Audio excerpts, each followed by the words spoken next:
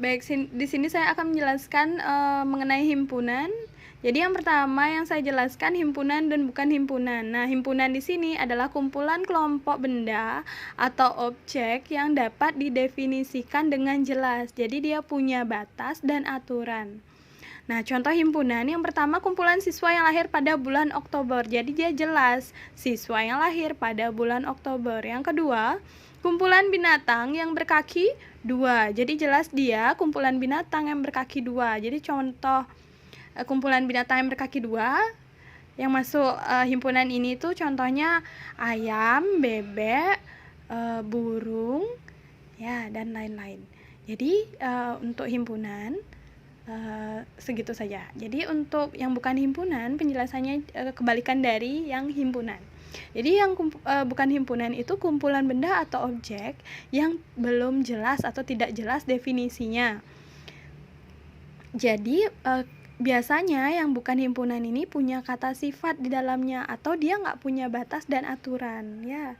Jadi contoh bukan himpunan yang pertama, kumpulan siswa yang pandai di sekolah. Jadi kata pandai ini merupakan kata sifat. Jadi kata sifat satu orang misalnya ada yang pandai menurut saya di sekolah, tapi belum tentu menurut orang lain itu dia pandai, ya.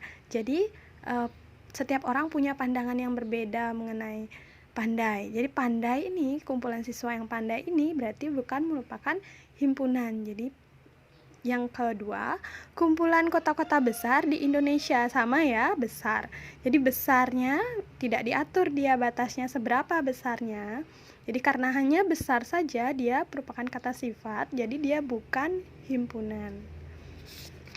Nah, kita latihan. Yang pertama, latihannya tentukan di bawah ini yang merupakan himpunan dan bukan himpunan. Jadi nomor 1, kumpulan binatang berkaki dua. Jelas dia himpunan, ya. Karena kalian bisa membedakan binatang yang berkaki dua, ya. Yang nomor 2, kumpulan siswa yang cerdas. Dia bukan himpunan. Yang ketiga, kumpulan buku tebal. Dia bukan himpunan. Kenapa tebal dia bukan himpunan? Ini kumpulan buku tebal dia bukan himpunan. Karena dia tidak diberi batas atau aturan tebal yang seberapa.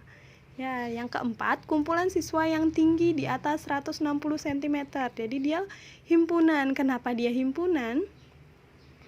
Karena dia punya batas. Tingginya di atas 160 cm. Ini batasnya, ya. Jadi yang kelima, kumpulan lukisan yang indah. Dia bukan himpunan. Kenapa? Karena indah ini, indah menurut saya belum tentu indah menurut kalian. Nah, di himpunan ini kita punya kesepakatan. Nah, kesepakatan yang pertama, himpunan dilambangkan dengan kurung korawal, ya. Ini dia kurung korawalnya. Jadi kalau udah bentuknya seperti ini pasti dibaca himpunan, ya, dalam matematika. Dan himpunan di sini diberi nama dengan huruf kapital, huruf balok. Jadi kalian bisa kasih nama A sampai Z. Contoh, himpunan A itu kumpulan bilangan prima kurang dari 8. Jadi A ini bisa ditulis seperti ini juga, himpunan bilangan prima kurang dari 8, bisa digunakan dengan kurung korawal. Jadi kalian tinggal tulis A sama dengan, ini sudah dibaca himpunan, ya, bilangan prima kurang dari 8. Nah, yang kedua, lambang anggota himpunan. Seperti ini lambangnya. Kalian lihat seperti huruf E. Tapi kalau cara nulisnya huruf C terus diisiin garis di tengahnya. Nah, kalau dia bukan anggota himpunannya, tinggal dicoret aja.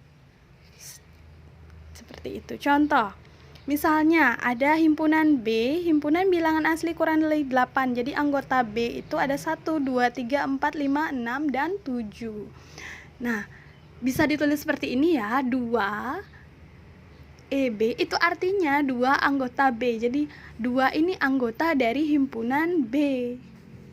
Ya, anggota dari himpunan bilangan asli kurang dari 8.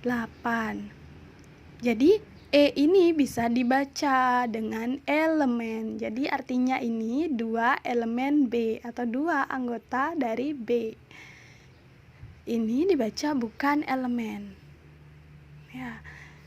Nah, untuk kesepakatan penulisan anggota himpunan.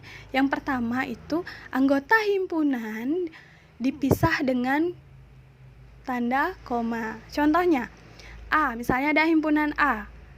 Himpunan anjing, kucing, tikus. Jadi anjing, kucing, tikus. Itu yang ditulis ya. Yang kedua, anggota himpunan biasanya ditulis dengan huruf kecil. Jadi misalnya ada himpunan B, anggotanya itu ada A, B, dan C. Jadi ditulis dengan huruf kecil.